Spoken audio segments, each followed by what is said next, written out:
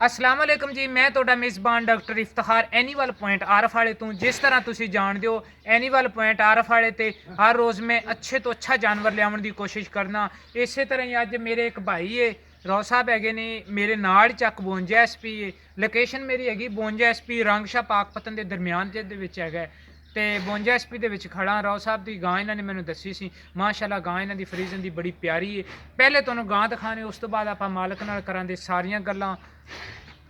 ਇਹ ਜਨਾਬ ਇਹਨਾਂ ਦੀ ਗਾਂ ਹੈਗੀ ਏ, ਤੁਸੀਂ ਸਿਰ ਤੋਂ ਕੋਨੀ ਹੈਗੀ, ਤੁਸੀਂ ਤੁਹਾਨੂੰ ਨਜ਼ਰ ਆਈ ਜਾਂਦੀ ਹੈ।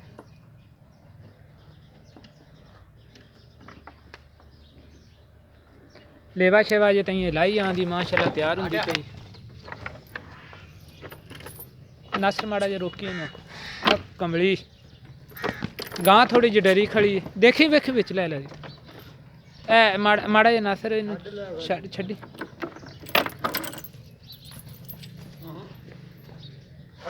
हाँ बस ठीक है बांध दे उत्थे। ए जनाब तुहाडे सामने टुरी है, किसी पैर च कोई लंगा नहीं हैगा, कोई ਇਹ ਜਿਹਾ ਰੌਲਾ ਨਹੀਂ ਹੈਗਾ ਇਹਦਾ।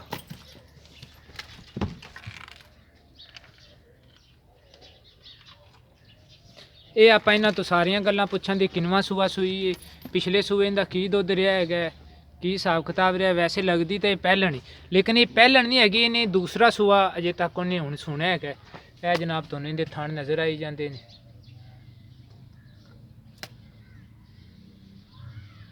ਹਵਾਨੇ ਤੇ ਐਵੇਂ ਹਲਕੀ ਜਿਹੀ ਸੋ ਜਾਂਦੀ ਹੈਗੀ।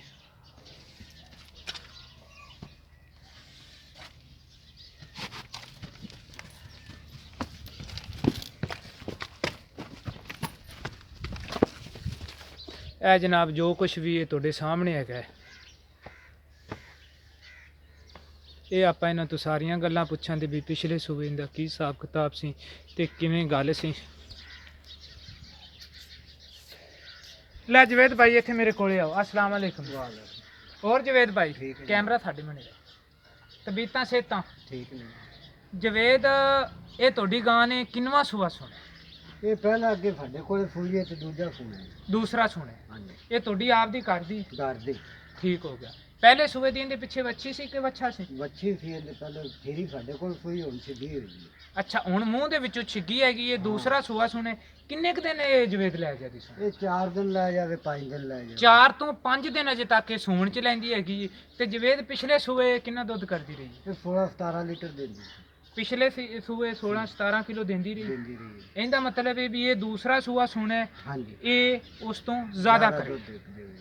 ਤੇ ਜਵੇਦ ਕੋਈ ਇਹਦੇ ਥਣ ਥੁਣ ਚ ਕੋਈ ਮਸਲਾ ਕੋਈ ਫਰਕ? ਕੋਈ ਪ੍ਰੋਬਲਮ ਨਹੀਂ ਹੁਣ ਆ ਇਹਨੂੰ- ਸਾਫ ਖੜੀ ਹੈ। ਥਾਣਾ ਤੋਂ ਸਾਫ ਹੈ। ਸਾਫ ਹੁਣ ਜਵੇਦ ਇਹਨੂੰ ਨਾ ਦੁੱਧ ਤੋਂ ਛੱਡੇ ਨੂੰ ਕਿੰਨੇ ਦਿਨ ਹੋ ਗਏ? ਦੁੱਧ 2 ਮਹੀਨੇ ਹੋ ਗਏ, ਫਿਰ ਛੱਡੀ ਹੋਗੀ ਆਪ ਛੱਡੀ ਨਹੀਂ ਤਾਂ 8 ਵਾਰੀ ਫਿਰ ਵੀ ਮਿਲਦੀ। 8 ਪੈਰੀ ਫਿਰ ਵੀ ਮਿਲ। ਹਾਂ ਜਿੱਦਾਂ ਤੋੜ ਤੱਕ चाहिए तो ਪਸ਼ੂ ਮੋਟਾ ਨਹੀਂ ਹੁੰਦਾ। ਜਵੇਦ ਭਾਈ ਹੁਣ ਜ਼ਰਾ ਤੁਸੀਂ ਆਪ ਦਾ ਨੰਬਰ ਵੀ ਦੱਸ ਦਿਓ, ਕਿਉਂਕਿ ਮੇਰੇ ਭਾਈ ਕਿਹੜੇ ਦੇਖਣ ਵਾਲੇ ਨੇ ਉਹ ਤੁਸੀਂ ਡਾਇਰੈਕਟ ਜਵੇਦ ਭਾਈ ਨਾਲ ਵੀ ਗੱਲ ਕਰ ਸਕਦੇ ਜੇ। ਇਹਦੇ ਬਾਰੇ ਜੋ ਮਾਲੂਮਾਤ ਲੈਣੀ ਤੁਸੀਂ ਡਾਇਰੈਕਟ ਜਵੇਦ ਨੂੰ ਫੋਨ ਕਰ ਦਿੰਦੇ ਤਾਂ ਤੁਸੀਂ ਮਾਲਕ ਤੋਂ ਸਾਰੀਆਂ ਗੱਲਾਂ ਪੁੱਛ ਸਕਦੇ ਜੀ।